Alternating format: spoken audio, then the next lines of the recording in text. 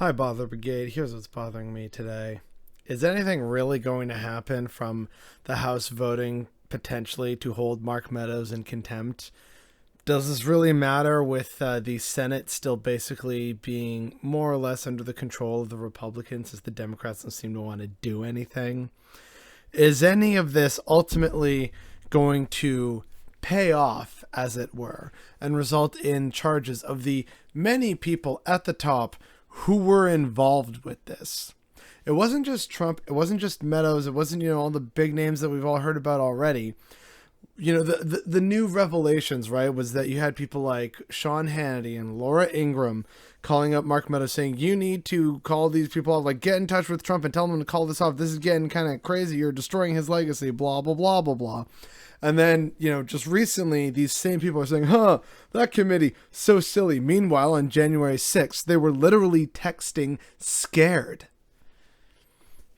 Like, where does this actually go, right? We've seen how the Democrats kind of drag their feet, and it's just, okay, well, can we do this thing? Oh, maybe not. Oh, okay. So that alone doesn't really inspire confidence.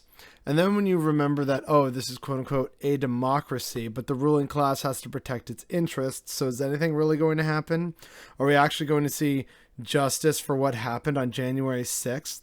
Whether you want to call it a coup, the PowerPoint coup, I think is a term I've heard thrown around lately. But the main point is that what fundamentally is actually going to change? Who's really going to go to jail, especially, crucially, before the midterms?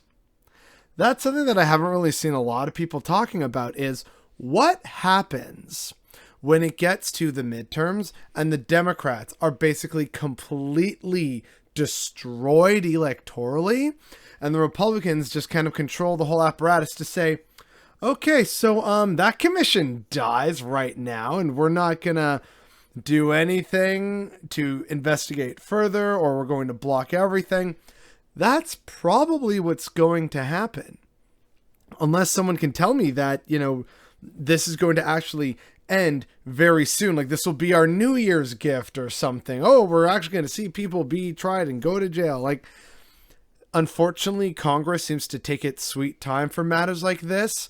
And because you have two political sides battling it out to see what can and can't advance, it's not really inspiring a lot of confidence for where this commission goes and who, if anyone, gets fully prosecuted, especially in time before the midterms, where the Republicans are more than likely going to take over. It is all so very silly, but I hesitate to use that word because January 6th was incredibly messed up, and yet it happened. And unfortunately, Republicans are taking notes about what their points of failure were, and they are working to address those, meaning the actual collapse of what passes for American democracy is far closer than a lot of people realize.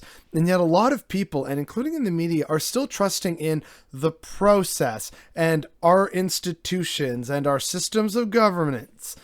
And it's just not actually really going to work. We've seen what Republicans do as soon as they have a chance. You give them an inch, they take a mile. They're doing that with gerrymandering and basically rewriting the playbook on who can and can't vote. It is all just so ridiculous. And I just see the Democrats stumbling along like, yeah, no, things are fine. It's all going to work out. And it is so unfortunate to see because they are going to suffer under this new regime when it comes about. And unfortunately, this commission probably dies shortly after the midterms and the Republicans win power again. And then guess what happens in 2024, folks? This is not a good scene. So take the time to prepare, because this is the unfortunate reality of the situation and the reality of what passes for democracy in America. And that is definitely what's bothering me today.